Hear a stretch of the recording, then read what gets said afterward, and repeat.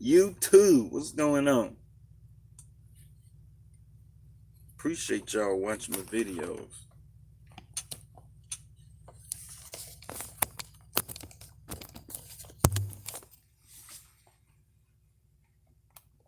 What's going on?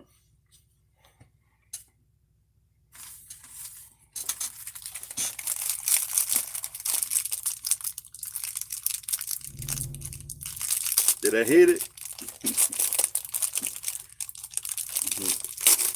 This guy, I backed in to next to this guy over here. He looking at his truck. I ain't hit the truck, man.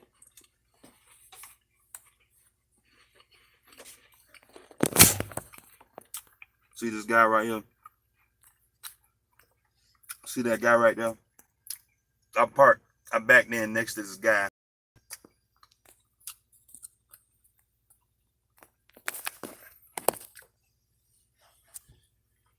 That guy walking right there.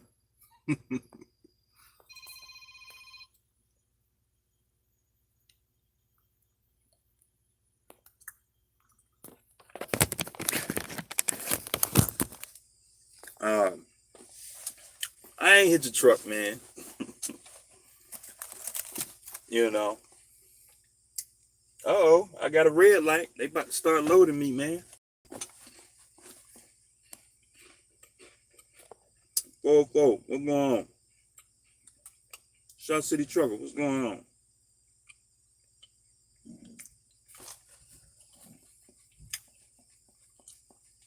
Yeah, man, I'm back in the truck. I lost my backing skills after being out of the truck. Your spare's tire got stolen. Oh, man.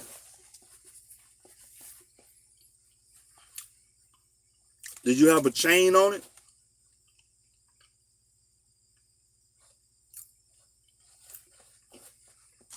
See, I got my tire rack. My spare tire rack is on the trailer, and it's pushed all the way forward next to the landing gear. And what you want to do is get a thick chain and get a good lock and wrap all that around the landing gear. You know, they're gonna have to work hard. If they get them tires. I mean, they just use tires. They good used tires, but you know, they ain't brand new. I mean, if somebody steal them tires, I ain't hurting. But, you know, now if you had some brand new tires up under there, I mean, I'd be mad, but crazy guy, what up? What's going on, man? Double C, what's going on? Which market are you in today? I'm in Atlanta right now. I'm on the west side of Atlanta. You know.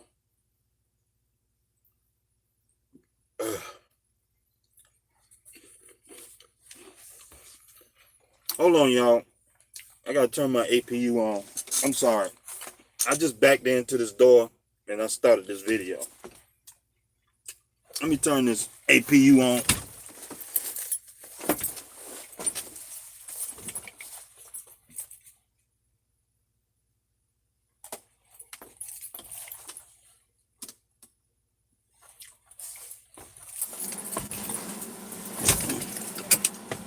Get a little stuffy in the truck, man. And I start sweating and carrying on. Shoot.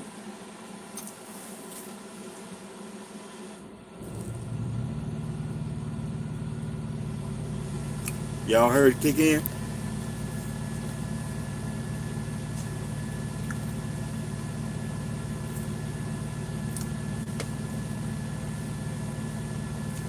The legacy seats. Yeah, I got this seat. I forgot when I got this seat. I probably had this seat in this truck for about a year now. It's not the best seat in the world, but it's a seat. It's better than that old factory seat I had. That thing was falling apart.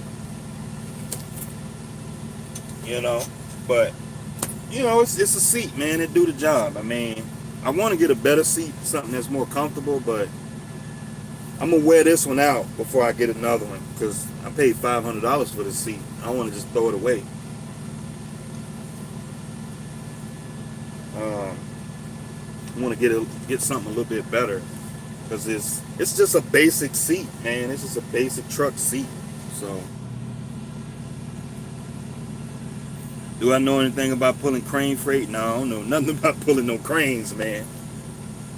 All I know, you probably gonna need an RGN trailer.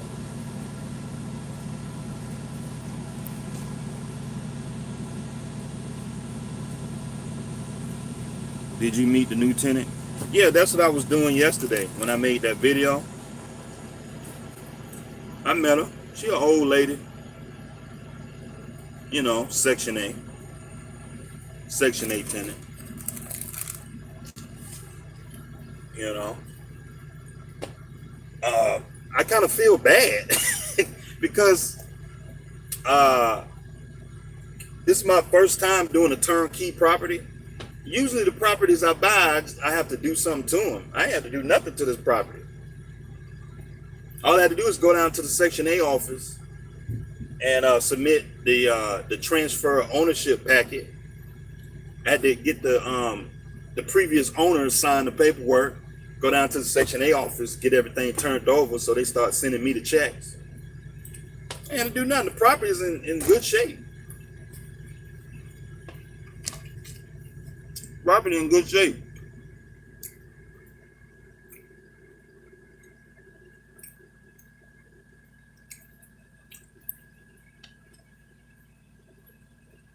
Section 8 tenant. You don't know the Section 8 tenant, man? Did you see B Smooth's video on Freight? I don't follow B Smooth, man. Me and B Smooth got some stuff going on, and I don't follow him. I don't watch none of his videos. I don't want to be talking about B Smooth I might make a joke on my videos, but don't mention him. I don't know nothing about B Smooth.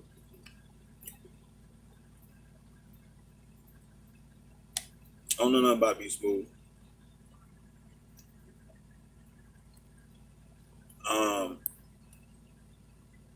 You didn't know? It's all good, man. It's just,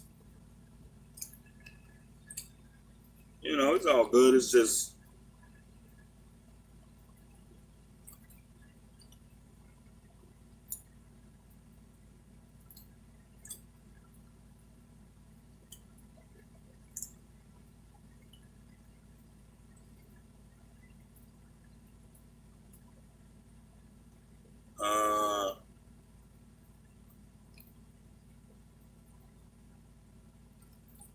I'm trying to, let's see,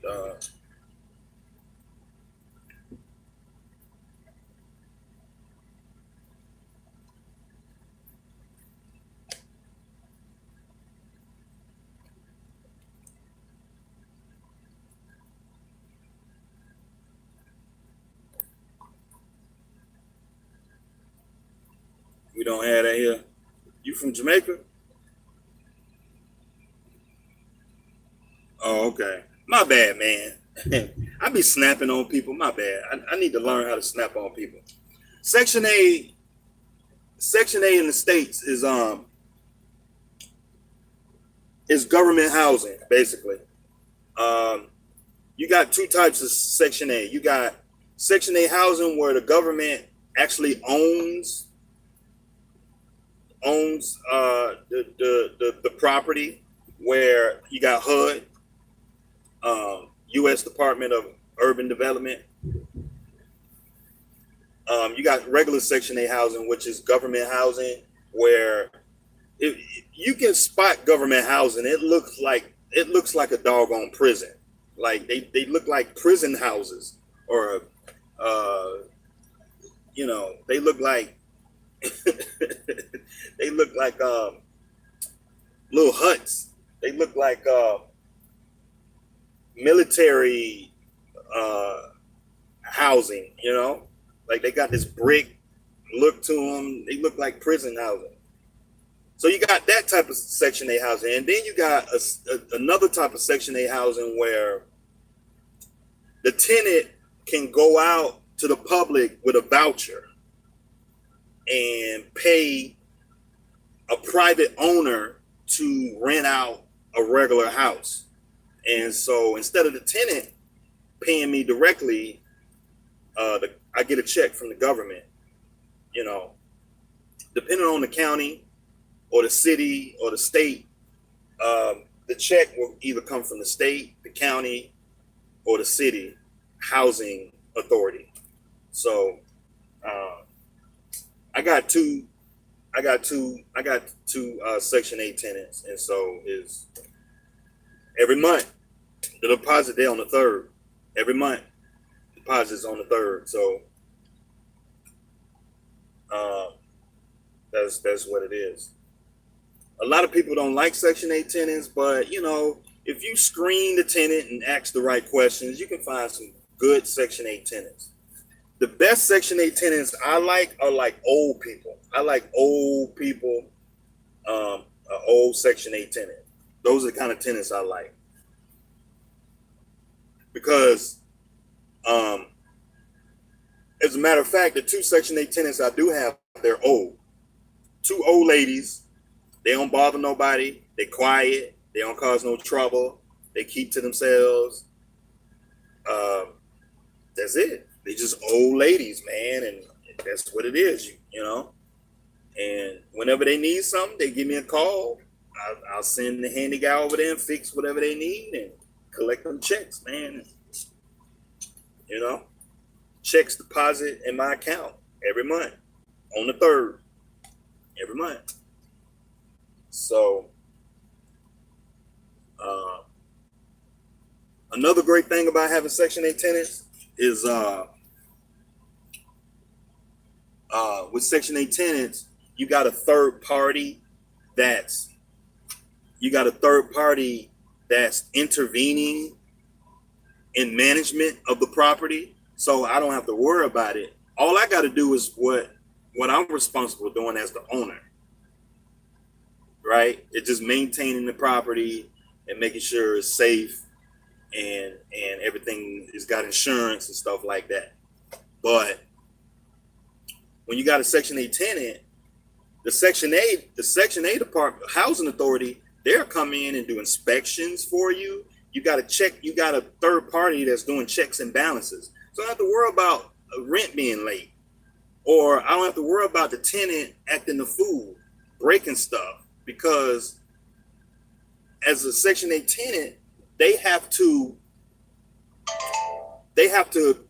stay in compliance to maintain their voucher. So if a Section 8 tenant start causing trouble, all I got to do is call Section 8 and say, hey, Mr. or Mrs. such and such over here causing trouble. And they don't want that. Hey, buddy. I did a little video, but the broom? Oh, my broom? Yeah, please. Oh, yeah, I got a broom. You want to get it? Yeah, it's right there. Yeah. Okay. This guy want to borrow my broom. Like everybody be wanting to borrow my broom. I keep my broom on the back of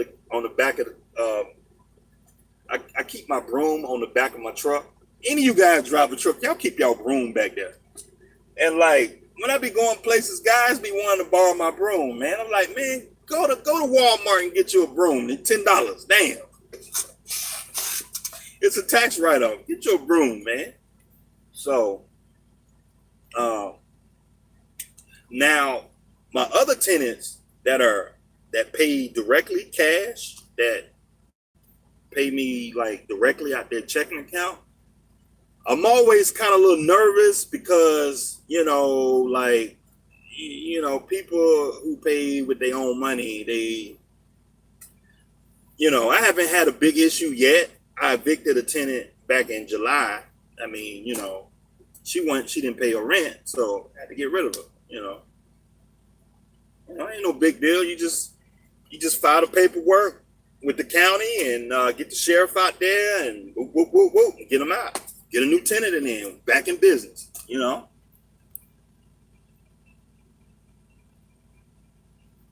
Hey, buddy, where is Calvin Leaks? Calvin Leaks, I don't know who that is. That's like the second time happening.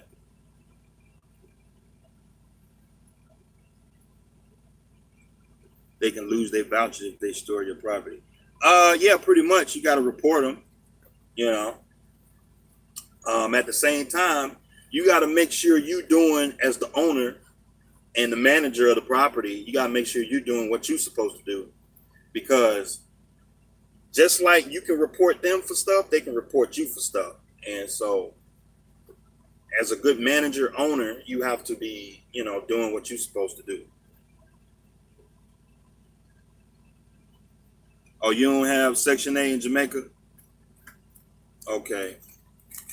I'm sure they got some form of housing assistance. I don't know too much about other countries, but I'm sure in other countries they have some form of, housing assistance, or maybe they call it welfare, food stamps, whatever you want to call it.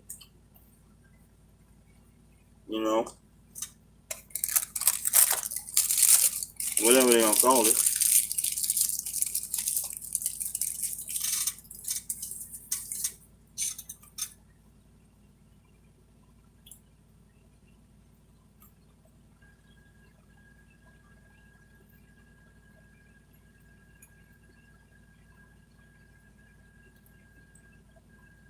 USA is the only welfare country for real? I didn't know that. What about Canada and Switzerland, France? France is one of the most socialized countries in the world. You can look them up.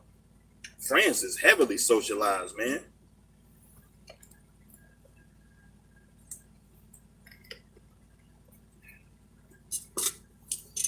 Shoot. Yeah, man, I'm doing good, man.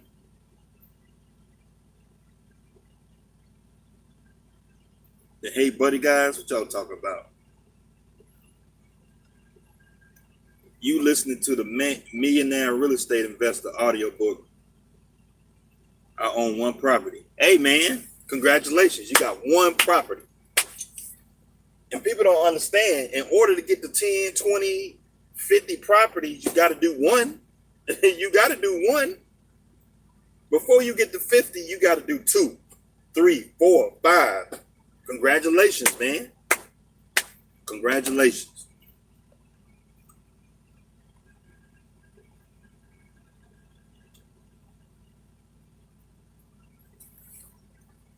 Any country that needs U.S. aid is a welfare nation. Thumbs down to Section 8 rentals. It depends, man. It really depends. I get what you're saying, because it's two sides to the coin. It's two sides of it. There are pros and cons to the situation. But it depends on how you want to look at it. So, some people don't like dealing with like lower class type people, and that bothers them. But like I say, like, you have to screen your tenants. You have to screen your tenants to make sure that that they're decent people.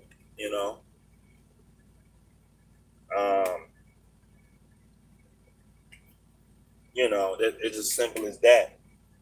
It's just like you dating a girl, or if any of you women that's watching this, if you dating a guy, and you ask questions, and what kind of job you got, and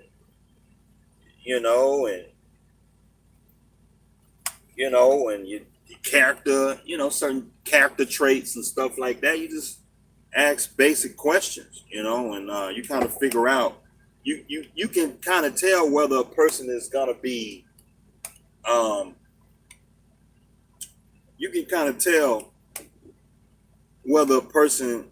I mean, it's not 100%. It's not 100%, but you got to do something, and so you can just figure out like how this person is gonna be, their character, whether they tell the truth or not, So just getting some of your tax dollars back, renting Section 8. All right, appreciate it. Yeah, that's how I see it. I get my tax dollars back. That's exactly how I see it, man. When I made that video talking about free wealth, go back in my catalog and find that video talking about free wealth. It's the same thing, man, because you go buy some property, you go buy a truck, and you start to do business with the government. You start to do business with the government.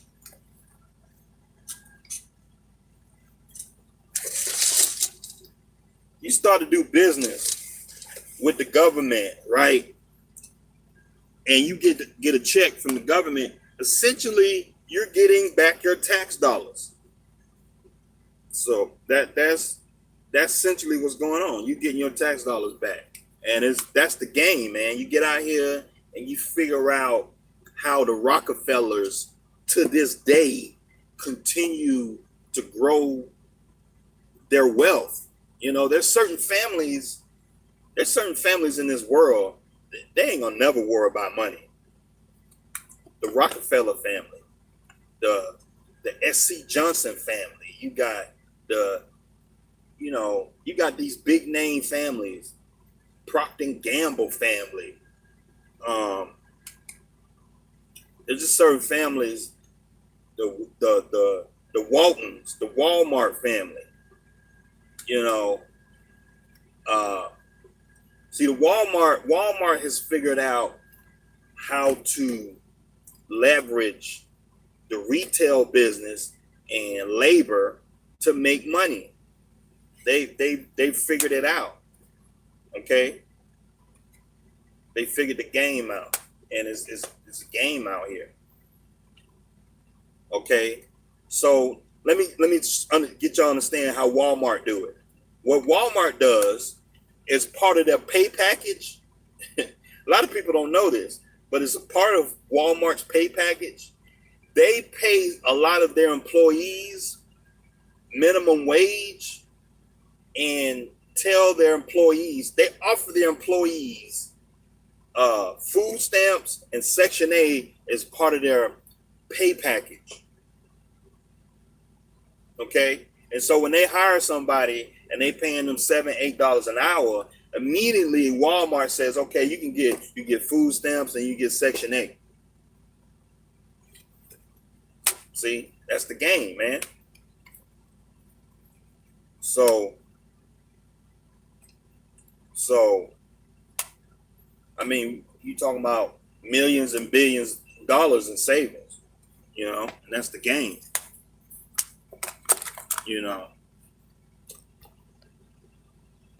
Virgo Life said, if the Section 8 rental is in a kind of good neighborhood, it can be okay.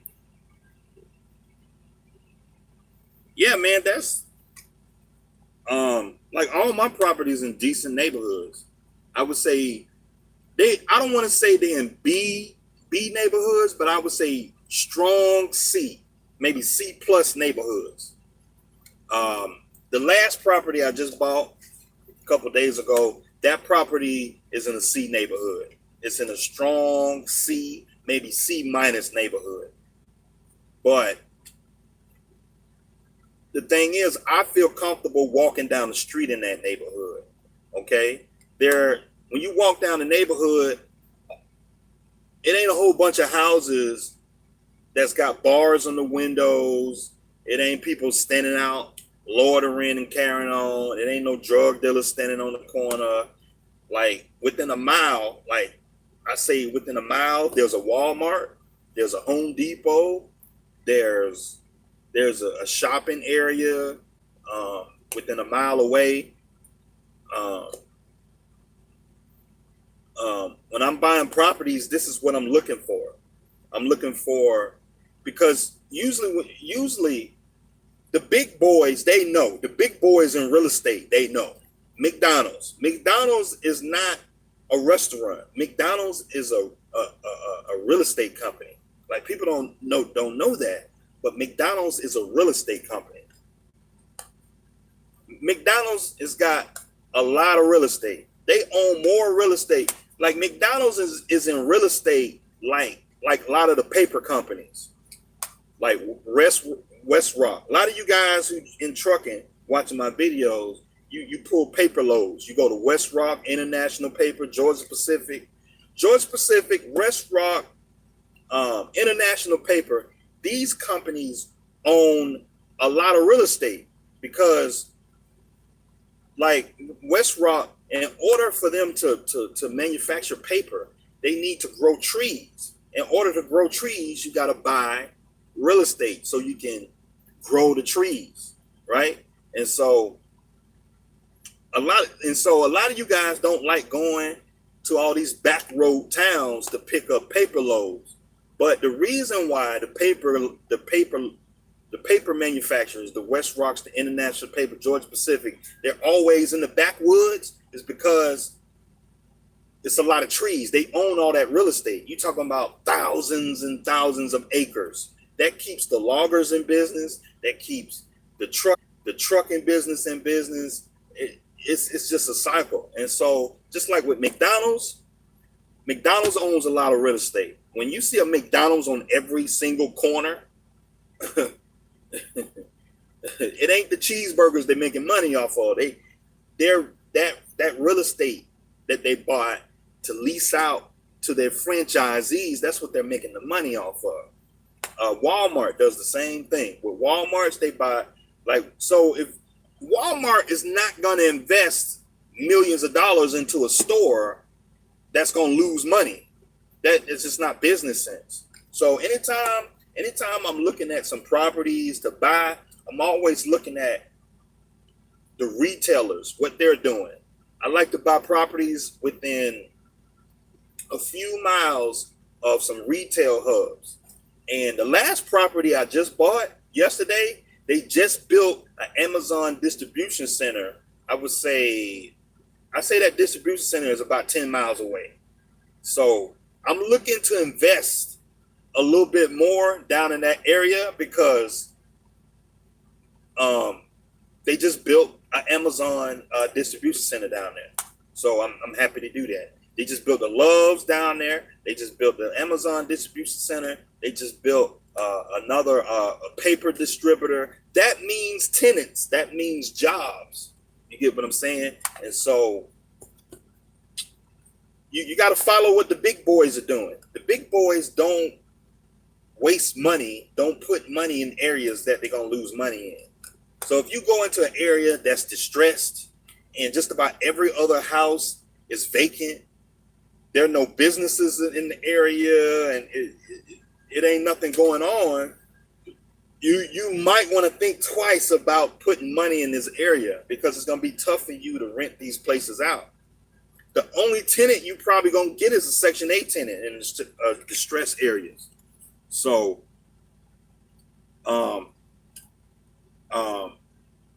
so when I talk to guys about investing, when you're looking at mutual funds, you got to do the same thing. You got to do your research, do market research.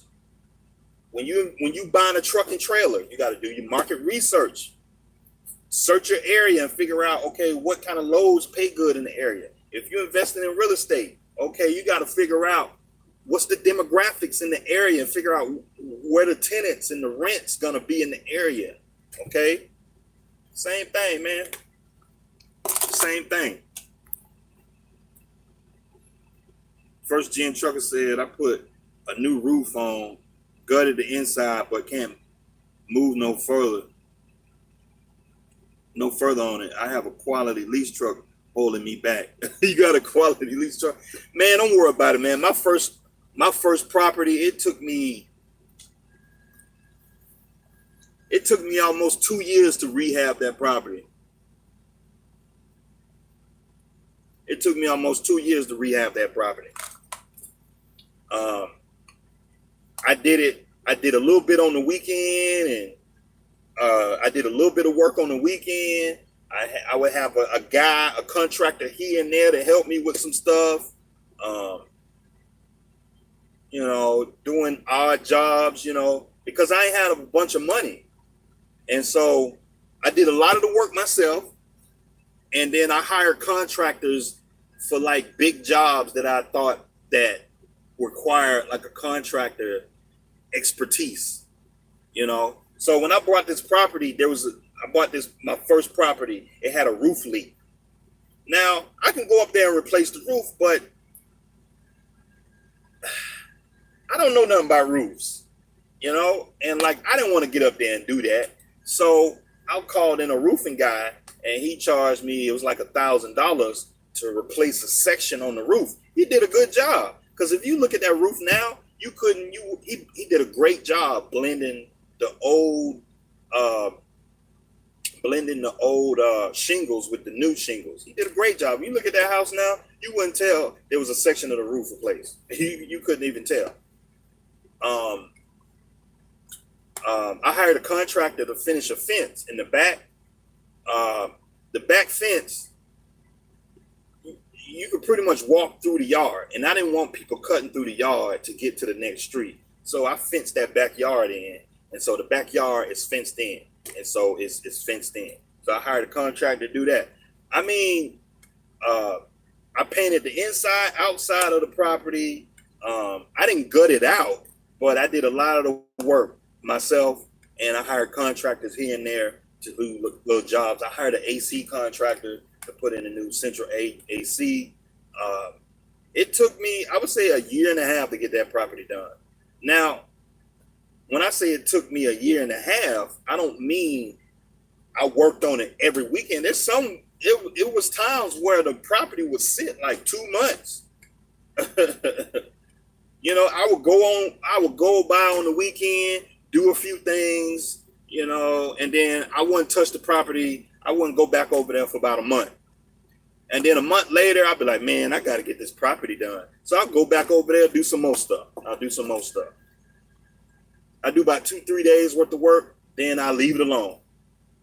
You get what I'm saying? So basically what I'm saying, first gen trucker, don't give up. Your head is in the right place. Just keep working on it, and eventually you'll get done. And then you get that tenant in there, you be getting rent, and then you can get that rent and put it into a new property. And then once you get your second property, now you got 2 properties bringing you rent.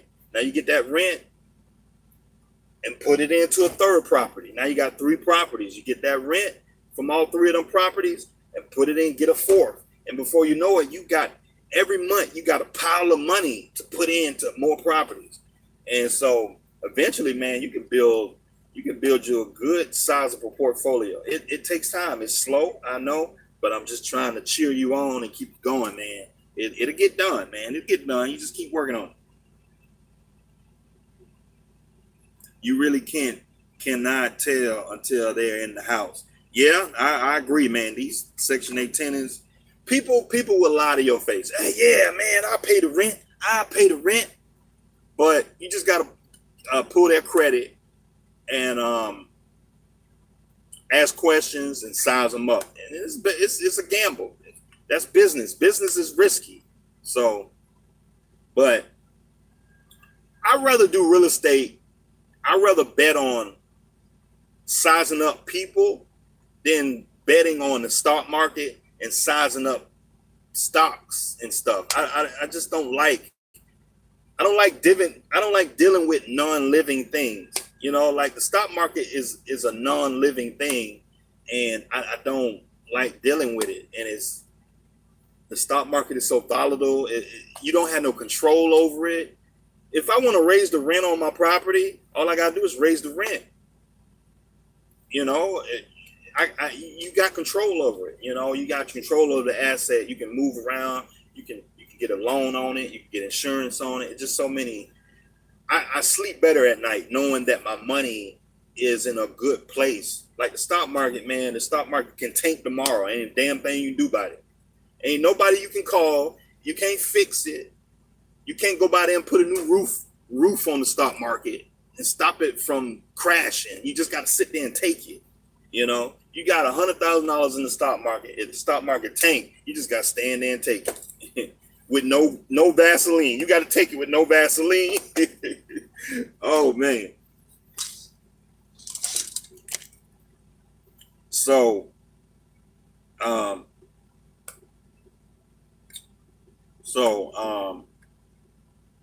yeah, man, I rather invest in real estate.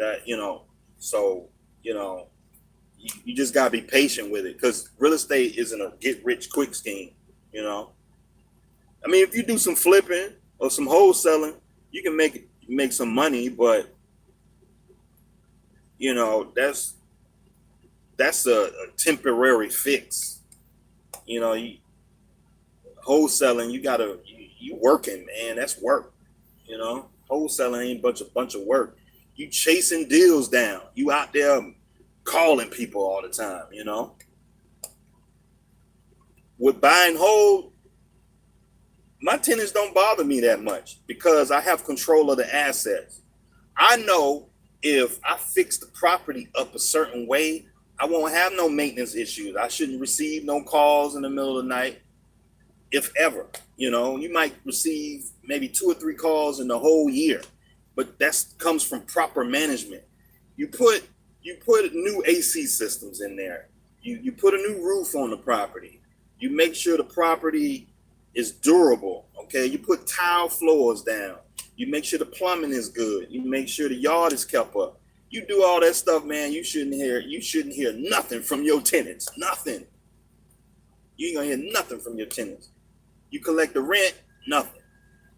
So, um, if your tenant lose their job or something like that, that's about the only thing, you know. Or your properties catch on fire or something like that. But you got insurance, man. Your property catch on fire, the insurance company send you a check. You get a check in the mail, man. I mean, stock market. If the stock market tank, you can't. You, if you got $100,000 in the stock market, you can't get insurance policy on the stock market. If the stock market tank, your money gone. Poof, it's gone. It's poof, it's gone, man. The money gone. So they watching you. My tenants watching me. None of my tenants that I know of watch me. I don't think so because all my tenants are old people. All my tenants are old people. I love renting to old people. They're quiet. Um,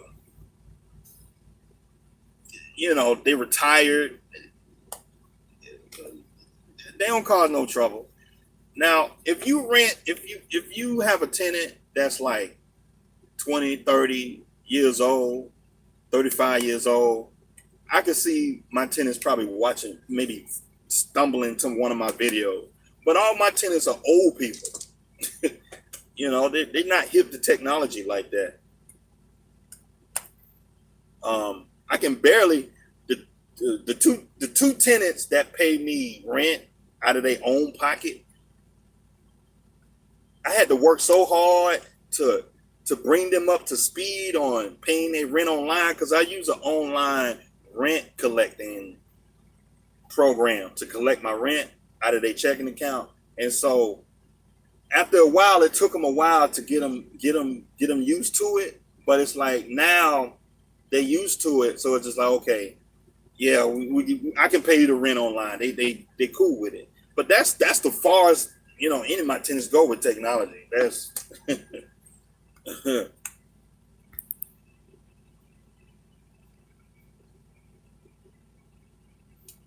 West Rock has the messiest warehouses, but want the cleanest trailers. I know, man. Big Face, what's going on?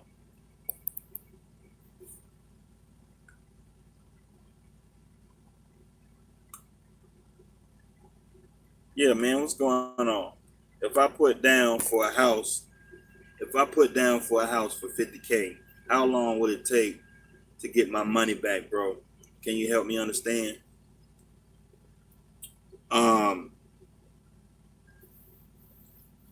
For 50,000, I'll be looking to buy 2 properties. You can buy 2 rental properties with 50,000, or you can buy a duplex. So just an FYI, but you got to shop for 50,000, man.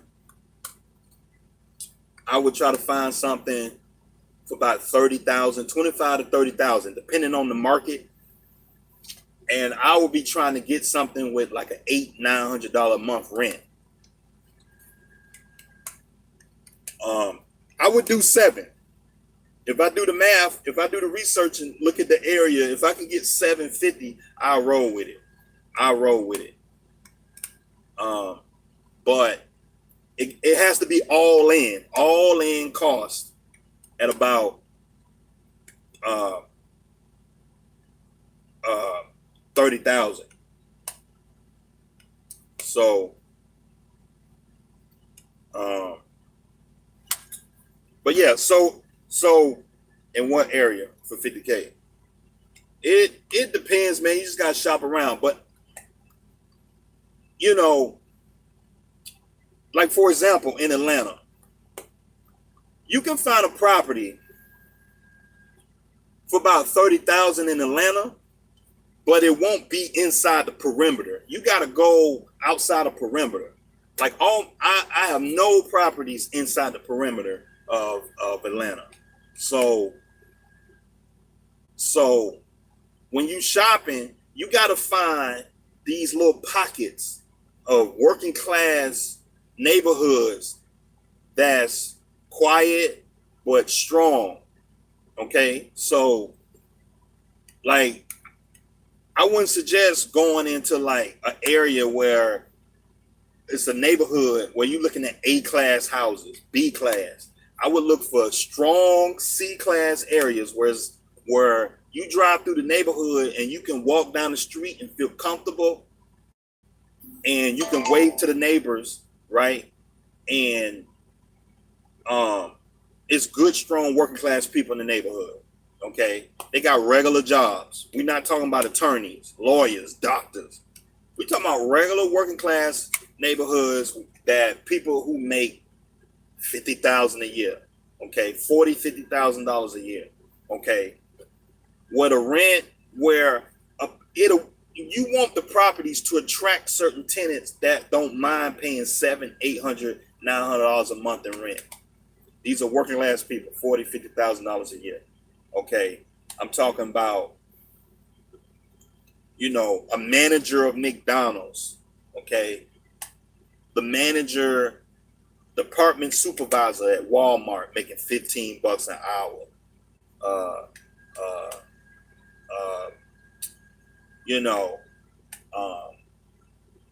Just strong. You see what when you get out there and start looking, you see what I'm talking about. But so 50,000. Cheapest houses in my area, about 50K rent for 600. Nah, that's too much. I'm gonna talk about it. All right. So for 50,000,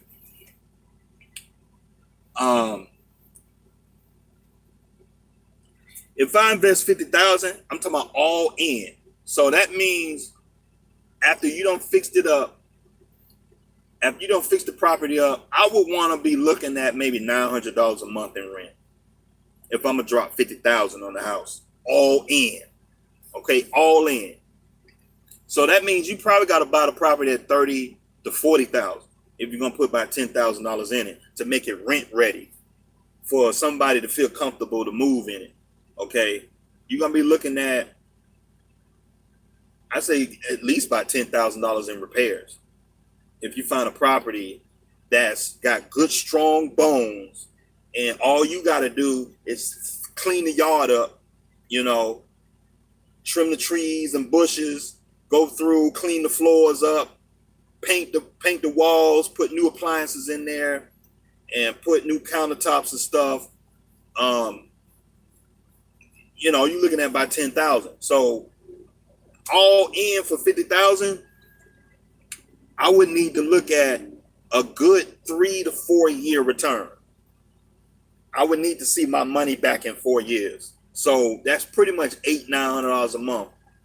$800-900 a month. So how you find your return on investment? You just do 50,000. So what you do is to get your return on investment. I like to get my money back no later than 4 years. More than 4 years, I'm like, it's taking too long to get my money back, man. It's taking too long. So 3 to 4 years is the timeline I like to get my money back. But so you get the rent. If you're looking at the rents in a certain area that's paying $600 a month for rent, you do $600 times 12. That's giving you gross $7,200 a month, $7,200 a year gross. So you do 7,200 divided by 50,000. That's gonna give you a gross cap rate of 14% cap. That's pretty low, man. That's low. That's pretty low. I would say with $600 a month rents, I would say you want to be looking at somewhere around a $30,000 property. You're probably going to be looking at a property where you can buy for $20,000 and put $5,000 in it, $6,000 in it to fix it up, get it rent ready. I would say get it ready to pass a Section A inspection. Okay, those standards are pretty low. I mean, pretty much if you clean the yard and make sure the windows work, the Section A, they want the windows to work, they want the water to work. As long as it's clean, long as the house is clean, the floors is clean, paint the walls, cut the grass, get the yard looking all neat and tidy.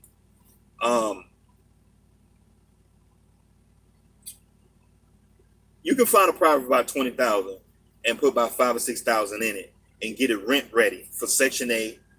I like the reason why I use Section A as a standard, as a benchmark or an index, is because those are the standards. Okay, so I like using that, and you can go on just about any Department of Housing website, county housing website, and you can print out the standards and what they look for. So, Section A, they like the windows to work. Section A, they want the windows to lock, and they want the windows to work. You got to have running water.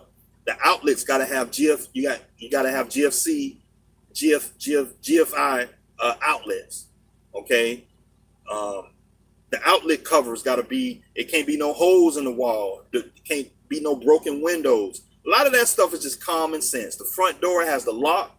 Front and back doors have the lock. The yard has to be clean. Just basic things. And so I like to use Section A as like a benchmark. And if you can pass Section A, you good. I mean, pretty much anybody. I mean, because the thing is, you got some people that's so bougie, like they look at it as if they gonna live in it. But then if you invest in a certain area and that's the standard living, well, sometimes you can get away with using. I mean, because like sometimes you don't have to put a central AC in a property. You can just get window units. You can buy window units. You can get 2 window units for a property and put them in the bedroom. And like if you drive around a certain area and you notice that, okay, window units in these properties is okay in a certain area, well, you can get away with it. why spend $4,000 or $5,000 on a central AC when you can spend maybe $200 or $300, maybe $400 on window units, and the tenant will be perfectly fine with that. They'll pay the rent and you make money. We trying to make money, man. We trying to make money.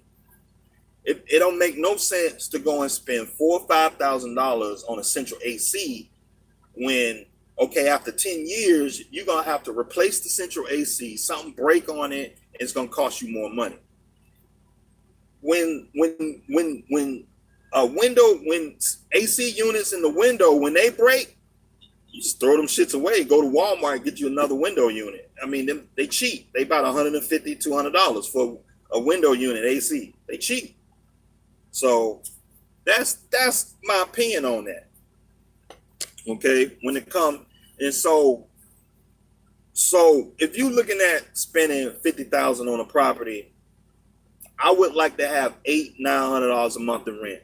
So I like to see somewhere around a 12-13 cap net.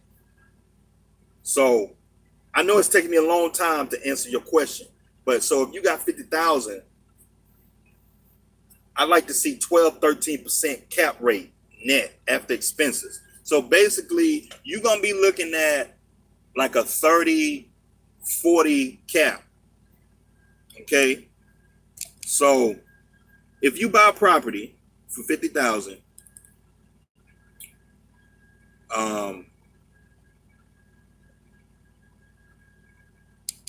50,000 times 12%.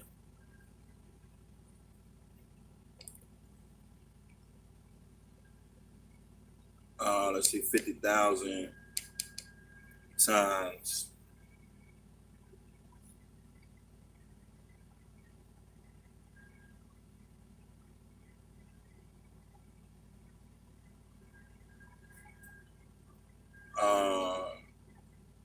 50,000 times. Let's go with a 30% cap. 30% cap.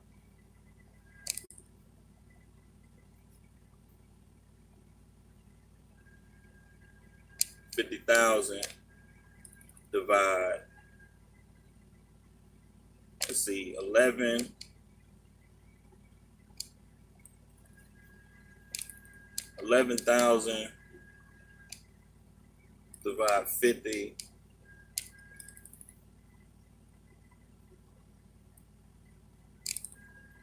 Yeah, I mean, I would want to see like, yeah, I would want to see like a 25% cap gross. About a 24% cap. So the rents in the area needs to be somewhere around like $850, $900 a month. So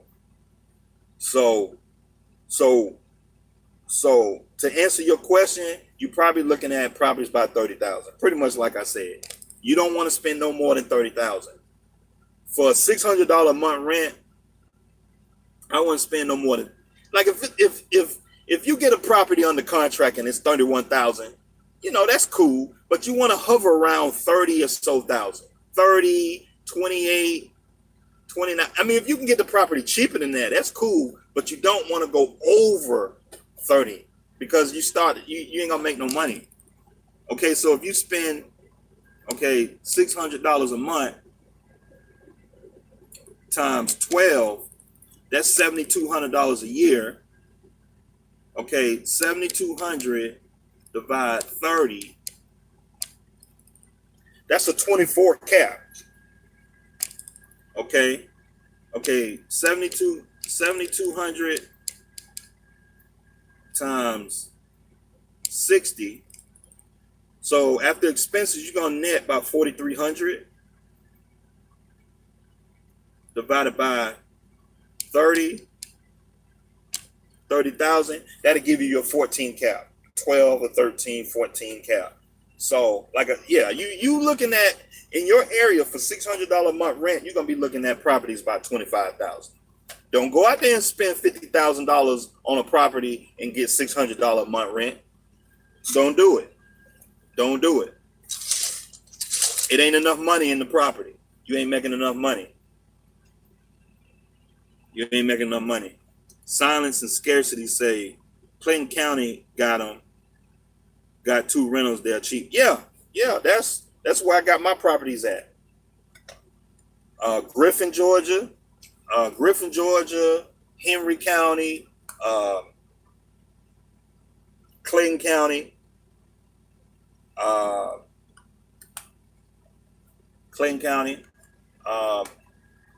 Monroe County,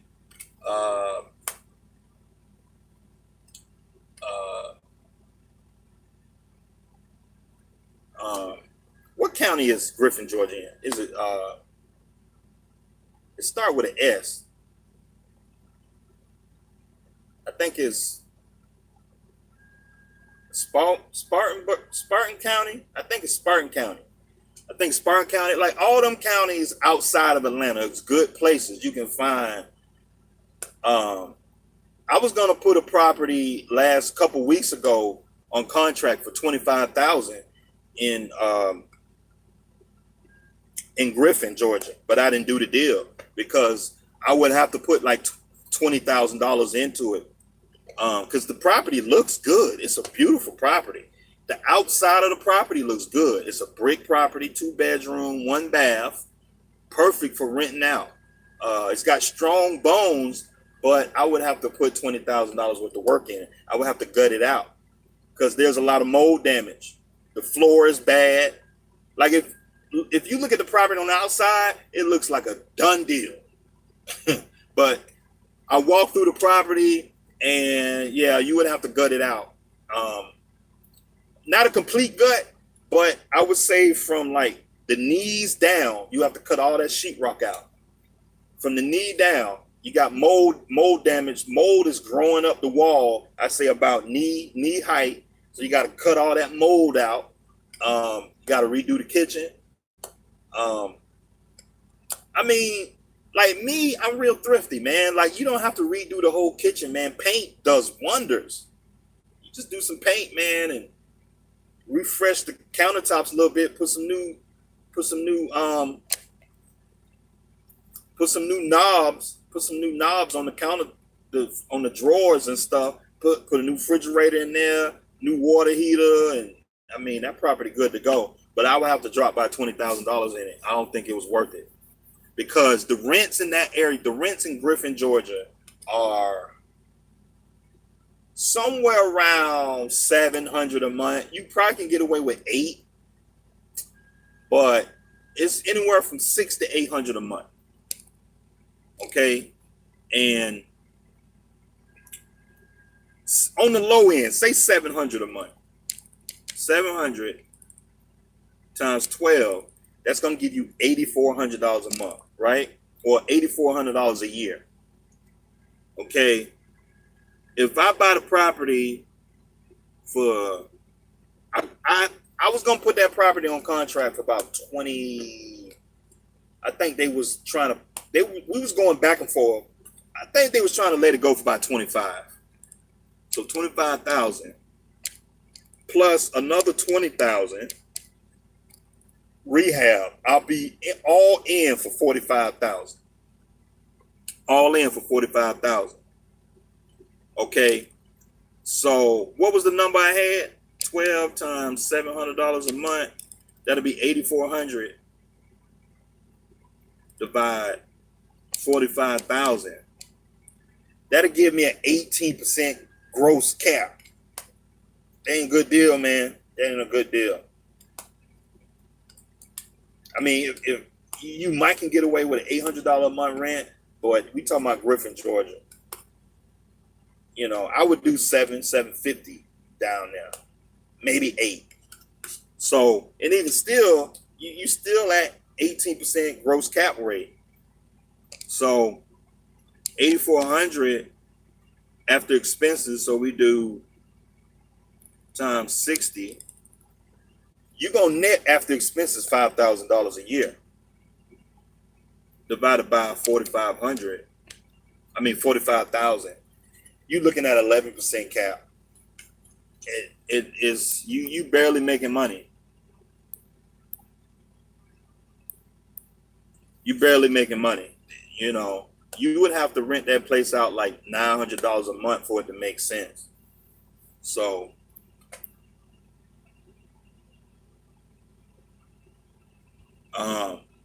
Nathan, Nicholas, you got to keep looking, man. You got to keep looking. Get off the MLS. Find you an agent in your area that can send you some pocket listings, some off market some off market deals that's not posted on the MLS. Find you some off market deals that's not, you know, because some agents, they know wholesalers, and maybe you can find a good property, you know, for about 15, 20,000. That's not on the market. And, you know, that'll keep you in the green. That'll keep you in the black of making money. You don't want to get in the red. You know, that'll keep you in the black for making money. Because with 50,000, you're gonna need like $900 a month in rent to make that, for it to make sense. I like to stay right around 12, 13%, 14% net cap after expenses. Gross cap is around 30, 40% gross cap. I just looked at one in Griffin yesterday for 18. Oh, for real? I'm gonna check that out. Oh, Spalding County. Yeah, that's the name of the county. Griffin. Y'all folk must be around here. Sounds what I saw yesterday and thought about mold and changed your mind. Oh, okay. You might have been looking at the same property, man. I forgot what the address was.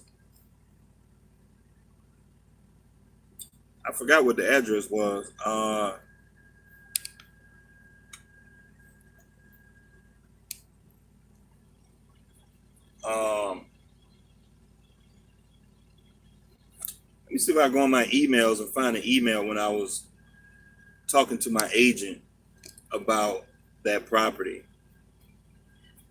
Another thing, man, you got to find an agent that's, like I said before, you got to find an agent that works with wholesalers. You got to find an agent that works with investors. You got to find an agent that know the business when it comes to dealing with investors. Because sometimes, you know, you get an agent that does like retail properties, and like they don't want to deal with you. You know, they want that $150,000 property, that $200,000 property, that retail property. Like us investors, we out here doing these deals on $20,000 and $30,000 properties. You know what I mean? And we trying to get rent. We trying to get them rent checks and make that 15% cap. You know, we trying to get that 15% cap.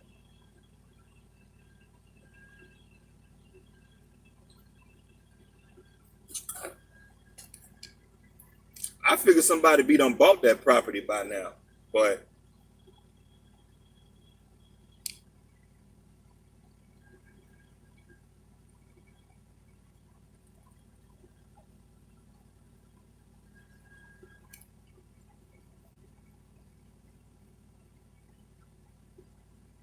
let me see if I can find that email.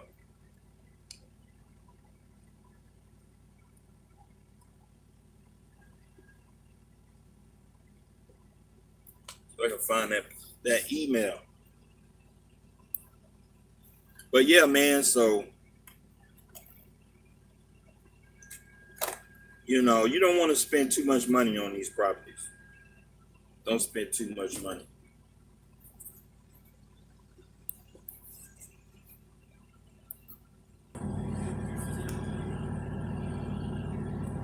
You know, I've been on this video for a whole hour. But hey, I'm gonna get off here. I appreciate y'all watching my videos, man. I'll see y'all next time.